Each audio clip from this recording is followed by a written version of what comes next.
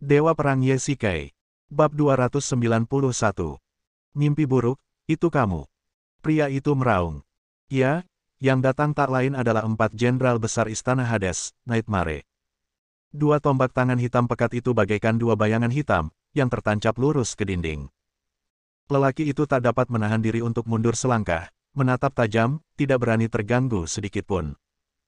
Huff, Salamander, aku tidak menyangka kau masih hidup dan sehat. Mata Nightmare penuh dengan niat membunuh. Dia membuka telapak tangannya, dan kedua tombak tangan itu secara alami kembali ke tangannya. Tubuhnya secara alami melindungi Wu Yu. Tidak hanya aku yang masih hidup dan sehat, seluruh organisasi Tomb Spirit telah bangkit kembali secara diam-diam. Kau pengkhianat. Kau berani keluar daripada bersembunyi di sudut gelap. Pria itu berkata dengan dingin. Orang-orang dengan keyakinan yang berbeda tidak dapat bekerja sama. Organisasi Roh Makam, aku pasti akan membasmi kalian sepenuhnya. Mimpi buruk diucapkan dengan ringan, dengan kekuatan internal berwarna hitam yang menyelimuti tombak tangannya, dan dia telah membuat posisi bertahan. Berikan hidupku. Pria itu mengambil langkah cepat, mengulurkan pisau tajam, dan menusuk langsung ke arah Nightmare. Kecepatannya begitu tinggi sehingga meninggalkan jejak bayangan. Mimpi buruk menghalanginya dengan tombak tangannya. Bilahnya menggores tombak dan terus menusuk ke dalam. Nightmare terkejut saat mengetahui bahwa target Salamander itu adalah Wu Yu di belakangnya. Dia mengayunkan lengannya dan tombak tangan terbang itu menangkis serangan mematikan itu.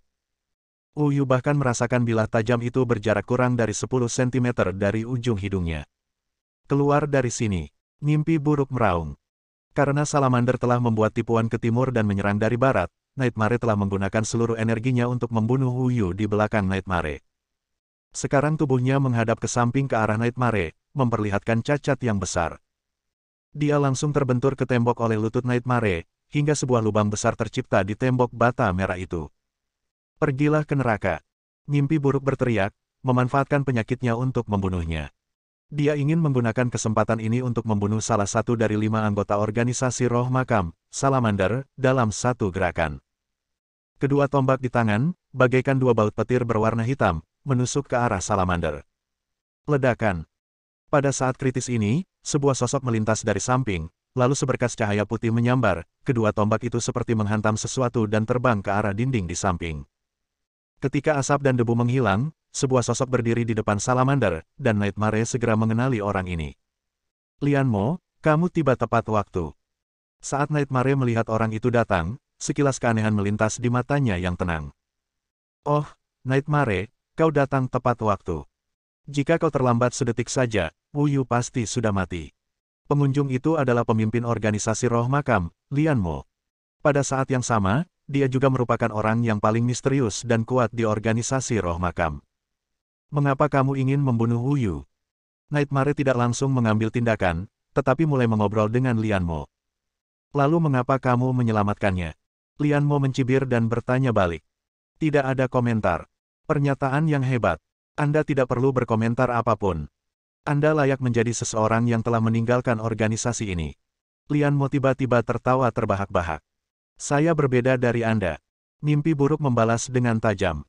Mimpi buruk, kamu adalah orang yang berbakat, dan aku menghargai bakat, jadi aku melepaskanmu saat itu juga. Sekarang setelah kita bertemu lagi hari ini, aku akan membuka hatiku untukmu. Suara Lian Mo sangat rendah, lalu tiba-tiba naik beberapa nada. Menurutmu kenapa aku membunuh orang tak bersalah tanpa pandang bulu? Apakah itu hanya untuk bersenang-senang, atau aku seorang psikopat? Jika kita tidak begitu berhati-hati, apakah organisasi Roh Makam akan menjadi begitu kuat hari ini? Bahkan SAT dan Departemen Keamanan Kota Pelabuhan tidak dapat melakukan apapun terhadap kita. Kau sangat naif. Bersikap hati-hati bukanlah alasan bagi Anda untuk membunuh orang-orang yang tidak bersalah. Jika Anda berpikir Anda akan dikalahkan oleh SAT jika Anda tidak melakukannya, maka saya hanya bisa mengatakan bahwa Anda adalah orang yang sia-sia. Mimpi buruk berkata dengan suara dingin yang memekakkan telinga. Buang-buang, haha, kalau begitu biar kutunjukkan kekuatanku. Lian Mo menjadi murka saat mendengar ini, dan mencabut pedang panjang dari punggungnya. Cahaya pedang itu berwarna biru tua, dan ada energi yang kuat dan misterius di dalamnya. Mimpi buruk tidak berani meremehkan musuh, dan memegang kedua tombak itu erat-erat di tangannya. Hancurkan langit dan bumi. Lian Mo meraung, mengangkat pedang biru tua di atas kepalanya, melompat, mengangkat pedang di atas kepalanya, dan menebas ke arah mimpi buruk. Mimpi buruk tahu betapa kuatnya Lian Mo, tetapi dia tidak menyangka bahwa ilmu pedang dan kekuatannya telah mencapai tingkat yang luar biasa dalam beberapa tahun terakhir. Dia segera menghindar dan menangkap Wu Yu di saat yang sama. Jika kekuatan sebesar itu digunakan pada orang biasa, dia pasti akan berubah menjadi bola kabut darah. Energi pedang, Bang, Lian Mo langsung membelah lantai batu menjadi dua bagian, meninggalkan bekas yang dalam. Mimpi buruk memanfaatkan kesempatan ini, bergerak cepat ke samping Lian Mo, dan menusukkan tombak tangan hitam ke dada Lian Mo.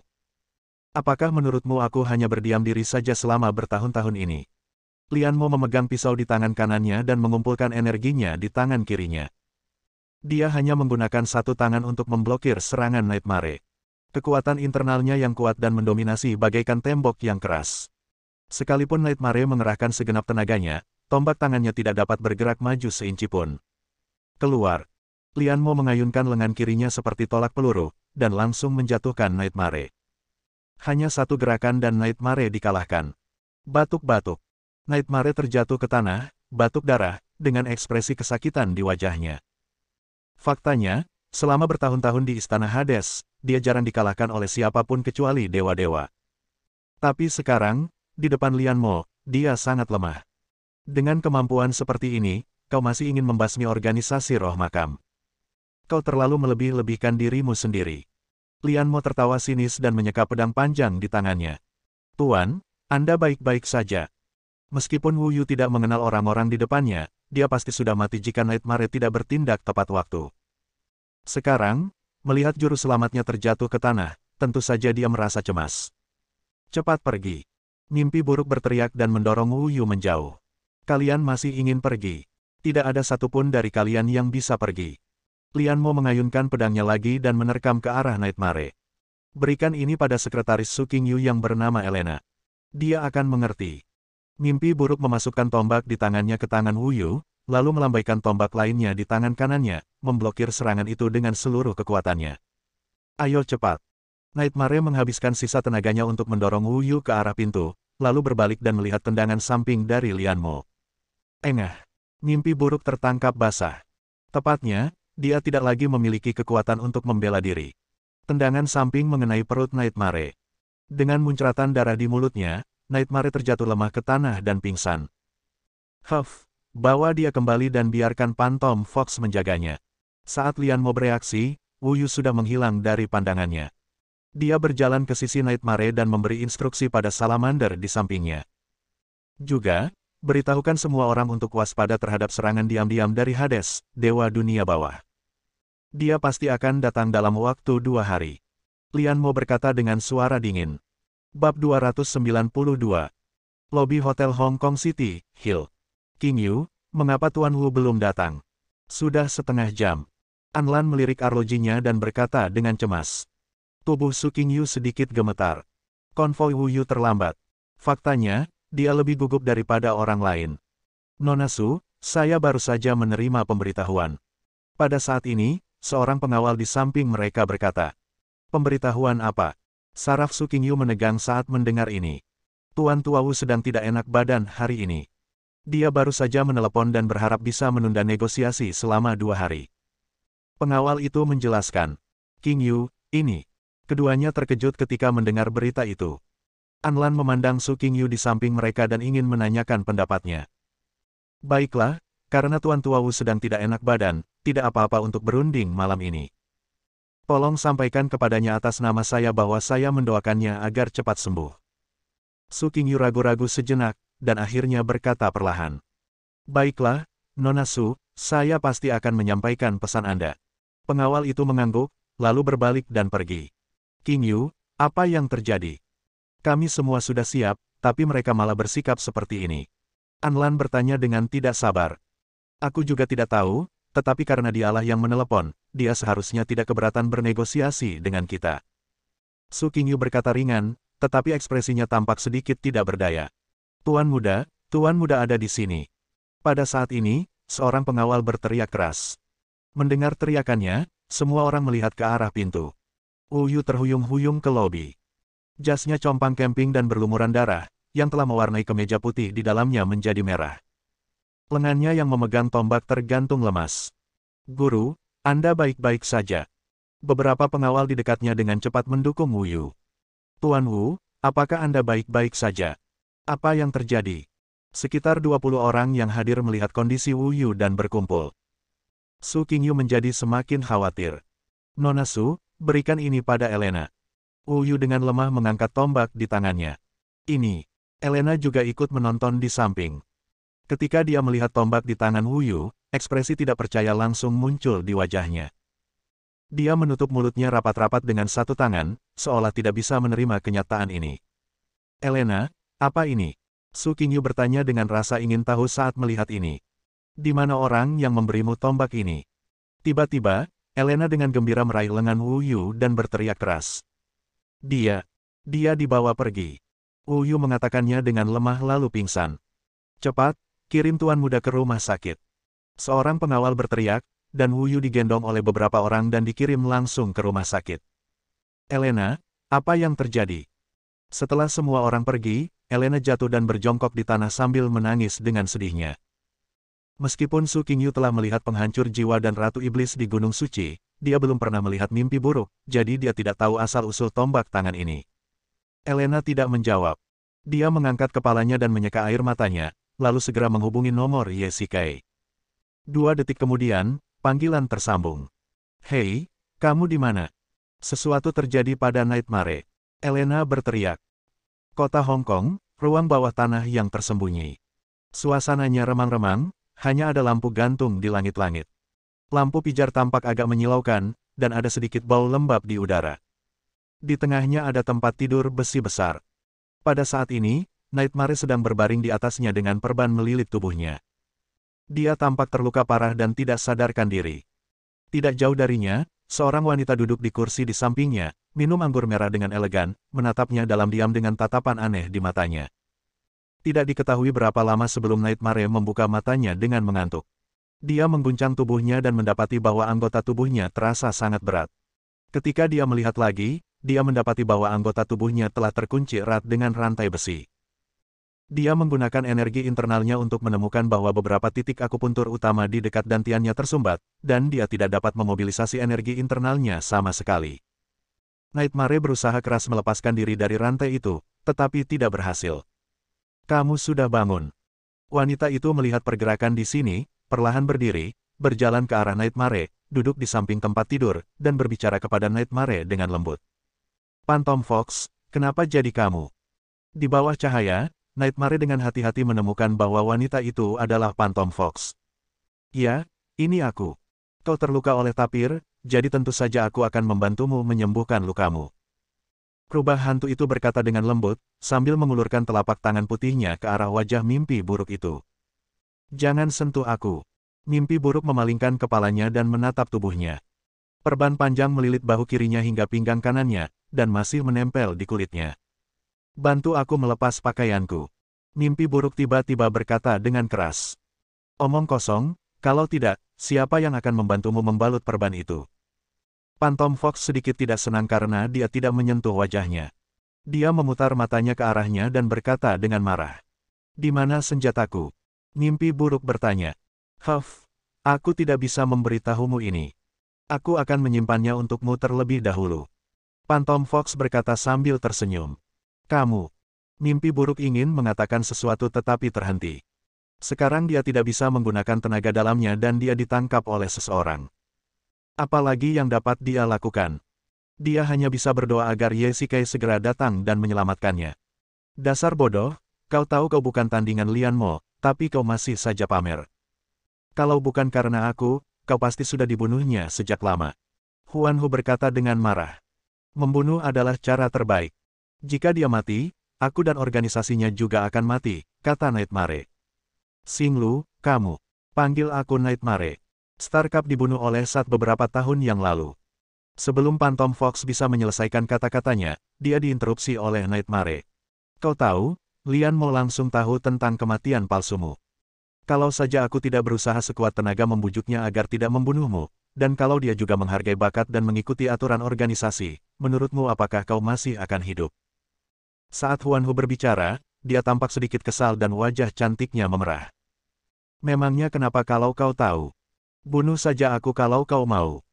Kalau kau tidak membunuhku, cepat atau lambat, aku akan membasmi organisasi ini. Kata mimpi buruk dengan nada meremehkan. Huff, siapa yang ingin kau bunuh mengingat kondisimu saat ini? Phantom Fox mendengus dingin dan memalingkan kepalanya. Tuan Pluto akan menghancurkan organisasi kita cepat atau lambat. Sebaiknya kau segera pergi dan jangan kembali. Aku akan memohon padanya. Keduanya terdiam beberapa saat sebelum Nightmare berkata dengan tenang. Apakah dia bisa menang atau tidak, kita akan tahu saat dia datang. Dia mungkin bukan tandingan Lian Mo beberapa tahun lalu, jadi siapa yang tahu sekarang? Wajah cantik Huan Hu berubah dingin dan nadanya dingin. Sebaiknya kau beristirahat di sini sebentar. Sebelum Nightmare bisa mengatakan apapun, Phantom Fox tiba-tiba menyerangnya dengan pisau dan membuatnya pingsan. Huan Hu terdiam menatap mimpi buruk yang tak sadarkan diri di ranjang besi. Kemarahan di wajahnya segera menghilang. Dia menghela napas panjang, dengan kelembutan tak terhingga di matanya. Dia membungkuk dan meninggalkan kecupan ringan di keningnya. Bab 293. Rumah Sakit Harbor City. Setelah dirawat dengan hati-hati, Wu Yu terbangun tidak lama kemudian. Faktanya, dia tidak menderita cedera luar apapun. Hal ini terutama disebabkan oleh serangkaian serangan yang membuatnya takut dan menyebabkan kelelahan mental, ditambah dengan pengerahan tenaga fisik jangka panjang, sehingga ia jatuh koma. Dia bangun setelah beristirahat beberapa jam. Nona Su, ini Anda. Wu Yu membuka matanya dan melihat Su Qingyu duduk di kursi di sampingnya sambil mengusap pelipisnya. Tuan Wu, Anda akhirnya bangun. Anlan, panggil dokter. Su Qingyu berkata dengan terkejut dan berjalan ke sisi Wu Yu. Baiklah. Aku pergi sekarang. Anlan sangat gembira saat melihat Wu Yu bangun. Dia berjalan keluar bangsal dengan cepat. Sebelum dia menyentuh gagang pintu, pintu terbuka dan wajah yang dikenalnya muncul di depannya. Kamu. Kenapa kamu ada di sini? Setelah melihat siapa orang itu, Anlan menutup mulutnya dengan gembira, merasa setengah terkejut dan setengah gembira. Saya mendengar ada sesuatu yang terjadi di sini, jadi saya bergegas ke sini. Di mana Elena? Panggil dia. Orang yang datang adalah Ye Shikai. Pada saat ini, tidak ada lagi senyuman yang biasa di wajahnya. Sebaliknya, dia tampak serius, gugup dan cemas. Baiklah, aku akan meneleponnya. Qingyu ada di dalam, kamu pergi dan lihat. Anlan mengangguk dan meninggalkan bangsal. Qingyu, aku di sini. Ye Shikai berjalan cepat ke bangsal, menatap Su Qingyu dan tersenyum tipis. Nona Su, ini. Ketika Wu Yu melihat Ye Shikai, dia samar-samar ingat bahwa dia sepertinya pernah melihatnya di Tianya Group, tetapi itu hanya pertemuan satu kali dan dia tidak tahu namanya. Tuan Wu, ini suamiku, Ye Shikai. Su Qingyu berdiri, meraih tangan Ye Shikai dan memperkenalkannya pada Wu Yu. Nona Su, jadi Anda sudah menikah. Wu Yu sedikit terkejut. Di Yanjing beredar rumor bahwa Su Qingyu, sang presiden yang dingin, mengabaikan kejaran para pejabat tinggi dan taipan kaya raya itu, dan tidak ada berita yang menyebutkan bahwa dia telah menikah. Kok tiba-tiba muncul suami? Ya, tetapi belum dipublikasikan. Ye Shikai menjelaskan. Oh, halo, Tuan Ye. Wu Yu mengangguk, menopang dirinya sendiri, dan ingin berdiri dan berjabat tangan dengan Ye Shikai. Tuan Wu, cepatlah berbaring. Anda masih sangat lemah. Ye Shikai segera menghentikan Wu Yu, lalu meletakkan tangannya di bahunya dan mentransfer aliran kekuatan internal ke dalam tubuhnya. Setelah beberapa saat, kulit Wu Yu tampak membaik. Tuan Wu, saya harap Anda dapat memberitahu saya sesuatu. Setelah kondisi Wu Yu stabil, Ye Shikai mulai bertanya dengan cemas. Silakan bicara, Tuan Ye. Wu Yu berkata dengan ringan. Orang yang menyelamatkanmu adalah bawahanku. Aku harap kau bisa menceritakan detail kejadian saat itu. Saat itu, saya sedang memimpin konvoi untuk menjemput Nona Su dan kelompoknya, tetapi kami disergap di tengah jalan dan saya hampir terbunuh oleh mereka. Terima kasih kepada pria itu yang menyelamatkan saya. Wu Yu menjadi sedikit bersemangat saat berbicara. Memikirkan pengalaman yang seru dan mengerikan itu membuatnya sedikit gugup. Di mana pria itu? Siapa yang membawanya pergi? Ye Shikai segera bertanya. Kelihatannya itu sesuatu. Tapir yang dijinakkan atau semacamnya. Wu Yu menggelengkan kepalanya dan bergumam. Lian tapir. Ye Shikai menggertakkan giginya karena kebencian ketika mendengar ini. Dia memintaku untuk membawa benda ini kembali. Wu Yu menunjuk ke arah tombak tangan hitam pekat di sampingnya. Ye mengenalinya sekilas. Ini adalah senjata Nightmare. Melihat ini seperti melihat Nightmare sendiri. Pada saat ini, seorang pengawal masuk, berdiri dengan hormat di samping Wu Yu, dan berbisik, "Tuan, kami pergi ke tempat itu bersama polisi, dan tempat itu telah dibersihkan sepenuhnya. Tidak ada jejak baku tembak, dan mayat saudara-saudara kita telah hilang." Ketika pengawal itu mengatakan hal ini, nadanya penuh kesedihan dan kemarahan. Para pengawal yang tewas dalam pertempuran itu telah berlatih bersama sebelumnya dan memiliki hubungan yang mendalam satu sama lain, tetapi sekarang mereka bahkan tidak dapat menemukan jasad mereka. Setelah Wu Yu mendengar ini, dia mengambil cangkir keramik di atas meja, membantingnya ke tanah karena marah, dan tidak dapat menahan diri untuk mengumpat. Jelaslah bahwa orang-orang ini telah merencanakan ini, Ye menganalisis. Dari uraian Wu Yu tadi, dia mengetahui bahwa orang-orang ini mengetahui rencana perjalanan Wu Yu sebelumnya, membersihkan area di jalan terlebih dahulu, dan kemudian menyergapnya. Akhirnya, mereka segera membersihkan tempat kejadian perkara dan memusnahkan mayat-mayat tersebut. Itu pasti dilakukan oleh para profesional.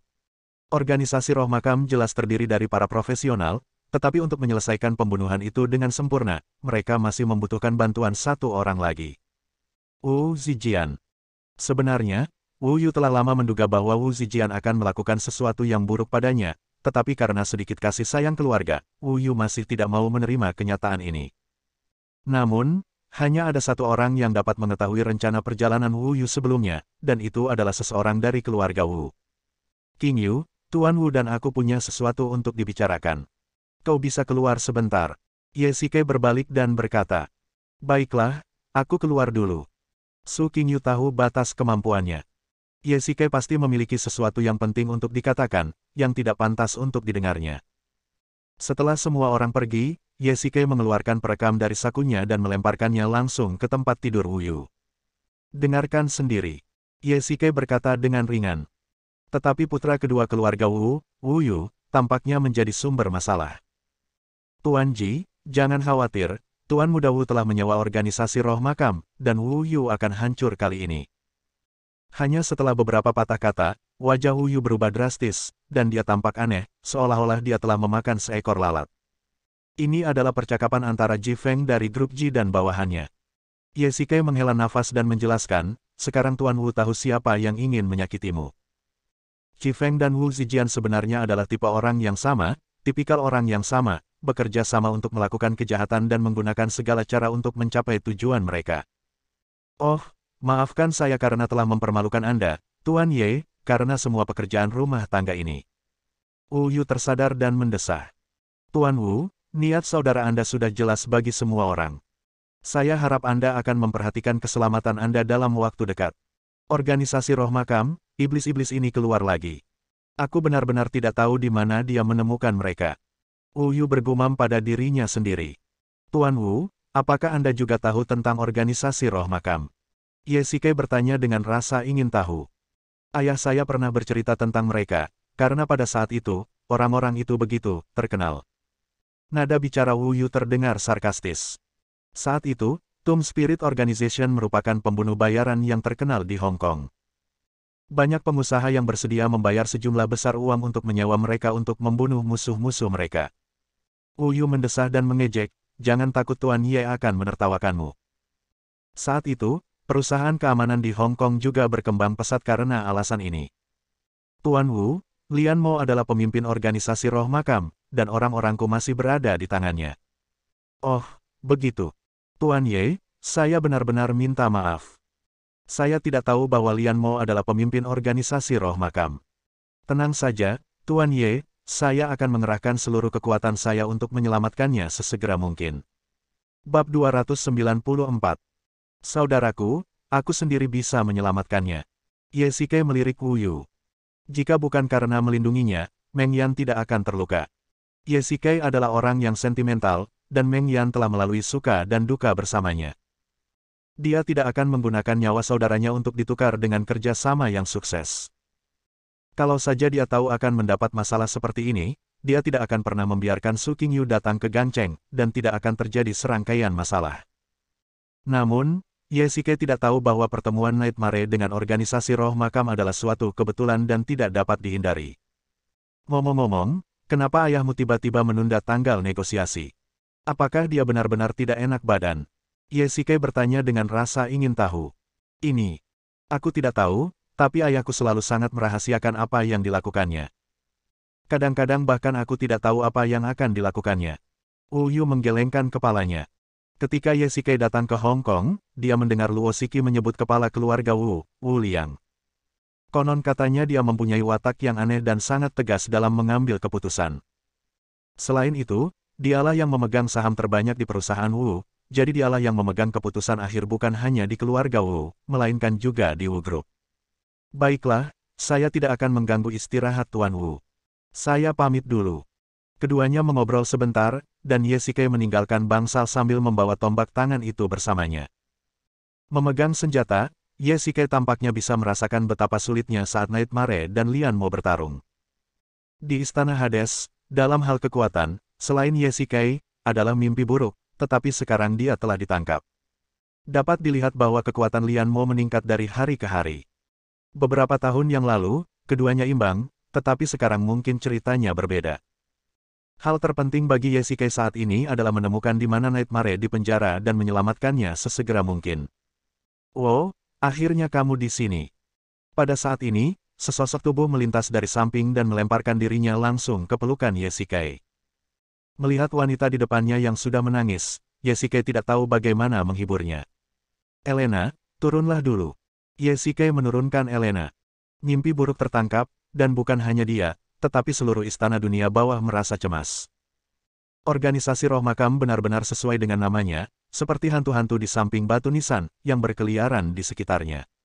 Mimpi buruk. Dia tertangkap. Elena menenangkan diri dan berbicara sebentar-sebentar.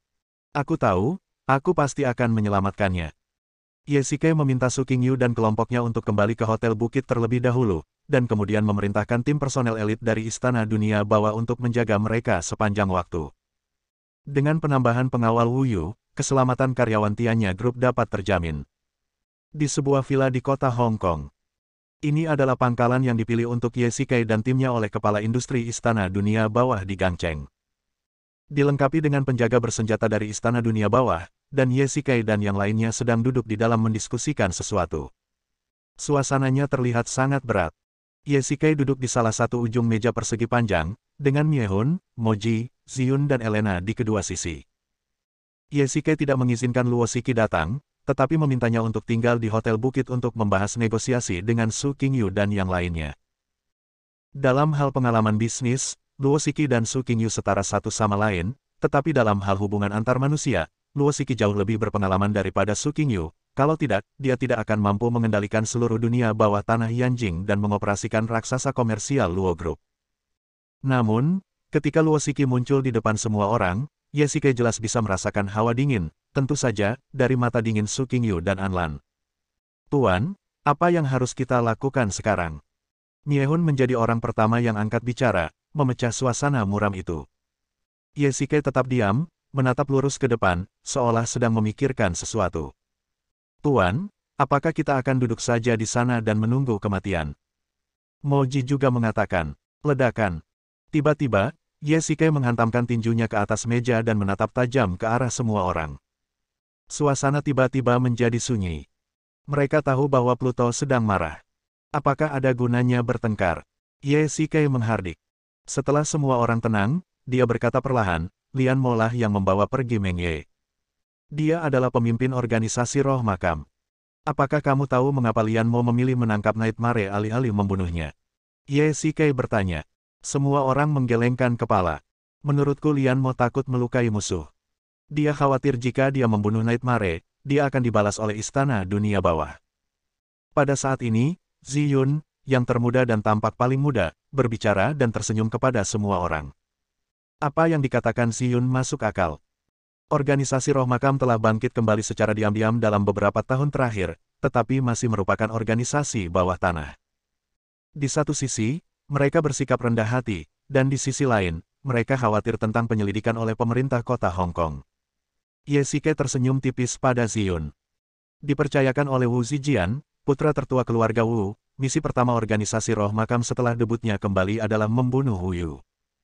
Sayangnya, rekan Wu Yu adalah Su Qingyu, dan suaminya, yaitu aku, adalah Pluto, dan keduanya bercampur menjadi satu. Ye Shike menganalisisnya dari awal sampai akhir. Harus dikatakan bahwa jika Wu Yu tidak kebetulan menemui Su Qingyu untuk meminta kerjasama, maka dia pasti sudah mati kali ini. Pada saat yang sama, Ye Shike juga diam-diam menghela nafas atas keberanian Lian Mo untuk membunuh tuan muda kedua dari keluarga Wu. Di Gangcheng, keluarga Wu memiliki status terkemuka dan Wu Yu adalah kerabat langsung.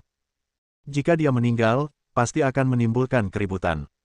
Aku yakin Lian Mo tidak akan berani menyentuh sehelai pun rambut mimpi buruk, jadi kamu bisa tenang saja untuk saat ini. Ye Shike menghibur semua orang. Sekarang mereka bahkan tidak tahu di mana Nightmare berada, dan mereka semua berteriak di sini. Bagaimana itu bisa dibiarkan? Kota Hong Kong, ruang bawah tanah yang tersembunyi. Aku sudah pesan makanan untuk kamu. Kamu pasti lapar. Huan Hu sedang duduk di tepi tempat tidur, menatap mimpi buruk, sambil memegang semangkuk mie goreng di tangannya. Saya tidak lapar. Mimpi buruk memalingkan kepalanya dan tidak memandang wanita di depannya. Makanlah sedikit saja. Kamu tidak bisa menggunakan tenaga dalammu untuk sementara waktu. Kamu hanya orang biasa sekarang. Bagaimana mungkin kamu tidak lapar? Huan Hu berkata sambil tersenyum, lalu mengambil sumpit mie goreng dan mengulurkannya ke mulut si mimpi buruk. Biarkan aku menyuapimu, buka mulutmu.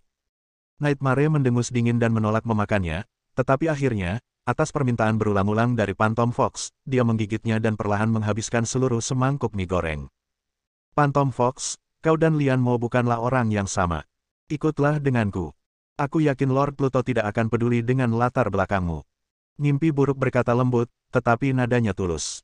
Tidak mungkin, Nightmare. Bukankah kamu biasanya sangat tenang?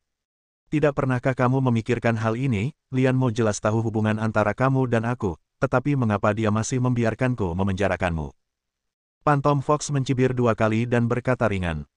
Setiap gerakan organisasi berada di bawah kendalinya, terutama setelah apa yang terjadi beberapa tahun lalu. Huan Hu menundukkan kepalanya dan suaranya menjadi sangat lembut.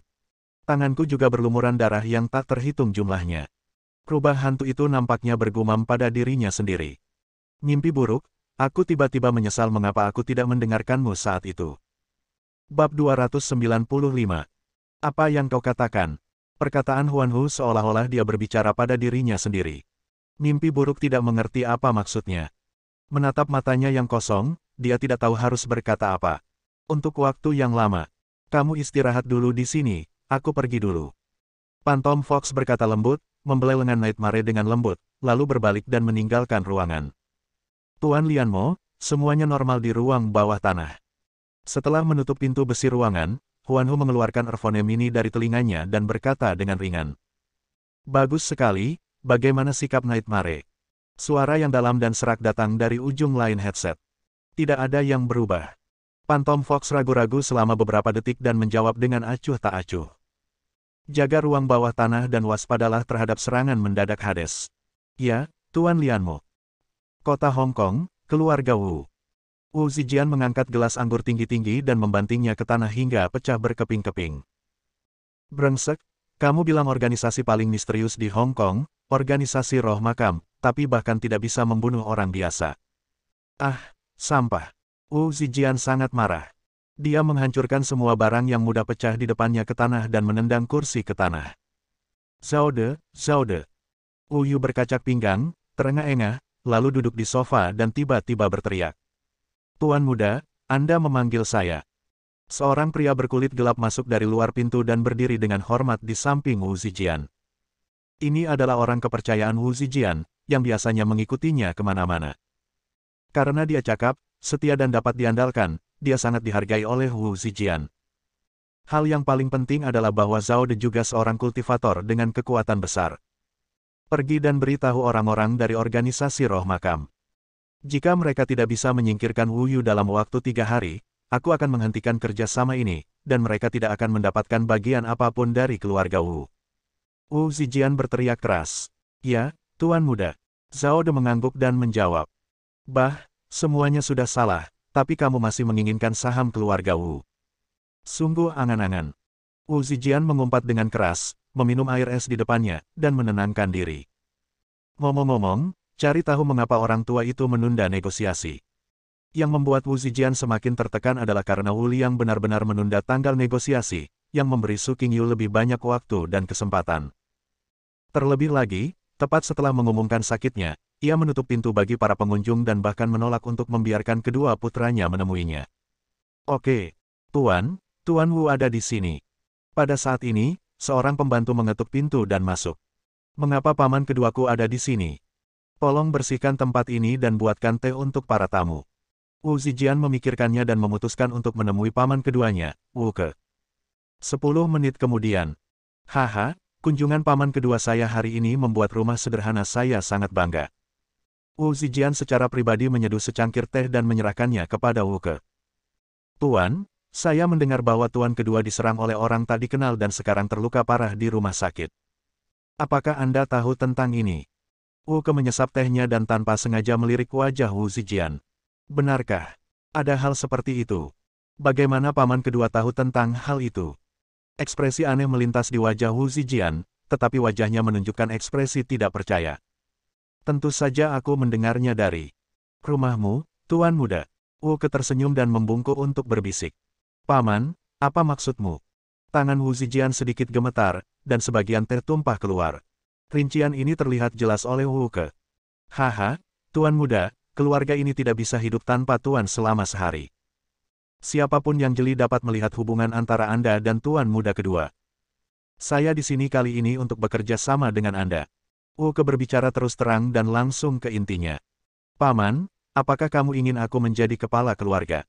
Wu Zijian bertanya ragu-ragu. Haha, Tuan Muda, saat terjadi banjir, semua orang harus memilih untuk berdiri di atas perahu. Jika Anda salah memilih perahu, perahu akan terbalik dan semua orang akan mati. Sebagai orang yang cerdas, tentu saja Anda harus memilih posisi yang tepat. Jadi, paman kedua ingin mendukungku. Wu Zijian menyilangkan lengannya di depan dada, bersandar, dan tersenyum kecil. Ya, Anda dapat memahaminya seperti itu. Kata Wu Ke. Katakan padaku, apa saja syaratmu? Saham keluarga Wu, nomor ini. Wu Ke membuka telapak tangannya, memperlihatkan 5 jari. Paman kedua punya selera makan yang besar. 5% saham, secara konservatif diperkirakan tidak kurang dari 5 miliar. Wu Zijian mendengus dingin dan tertawa keras. Tuan Muda benar.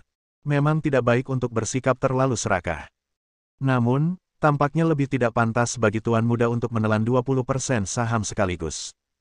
Wu Ke tidak marah. Dia meminum teh dalam cangkir dengan tenang, tampak santai. Di depan Wu Zijian, dia sama sekali tidak bertindak seperti orang tua. Dia seorang pengusaha yang cerdik. Apa katamu? Wu Zijian membanting meja dan tiba-tiba berdiri. Seperti yang kita semua tahu, grup Wu adalah bisnis keluarga. Kakak Wu Liang memegang 40% saham, dan saya memegang 15%. 15% lainnya dipegang oleh beberapa anggota keluarga Wu lainnya, dan 30% terakhir dipegang oleh pemegang saham dari keluarga lain. Wu Ke berkata dengan tenang, jika Wu Liang meninggal secara wajar, bahkan jika kamu menjadi kepala keluarga, bagian warisan akan dibagi 2. Namun, jika Wu Yu meninggal, bukan hanya posisi kepala keluarga yang akan berada di kantongmu, tetapi 20% saham yang awalnya milik Wu Yu juga akan jatuh ke tanganmu. Jadi, siapa yang lebih rakus, saya atau Anda, Tuan Muda? Setelah mendengar kata-kata ini, Wu Zijian sangat marah hingga dia tidak bisa berkata apa-apa. Saya dapat membantu Anda, Tuan Muda tertua, menyingkirkan Tuan Muda kedua, dan Anda akan tetap menjadi kepala keluarga. Dari 40% saham, Anda hanya perlu memberi saya 5%. Dengan cara ini, Anda akan tetap menjadi pemegang saham terbesar dan ketua grup. Melihat Wu Zijian mulai ragu-ragu, Wu Ke terus menambah panasnya suasana. Menurut aturan keluarga, meskipun anak-anak keluarga Wu memegang 15% saham, kepemilikan dan dividen ekuitas adalah milik mereka. Namun, saat mengambil keputusan di dalam perusahaan, hak suara atas saham-saham ini adalah milik kepala keluarga. Keputusan para pemegang saham dengan nama keluarga lain juga sebagian besar mengikuti kepala keluarga. Jika Wu Yu menjadi kepala keluarga, dia tidak hanya akan mendapatkan 20% warisan, dia juga akan memiliki tambahan 15% saham dalam pengambilan keputusan perusahaan.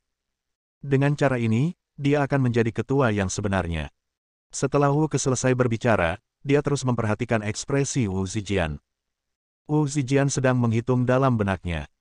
Alasan mengapa Wu Liang memiliki keputusan akhir di perusahaan adalah karena kekuatan pengambilan keputusan dari 15% saham.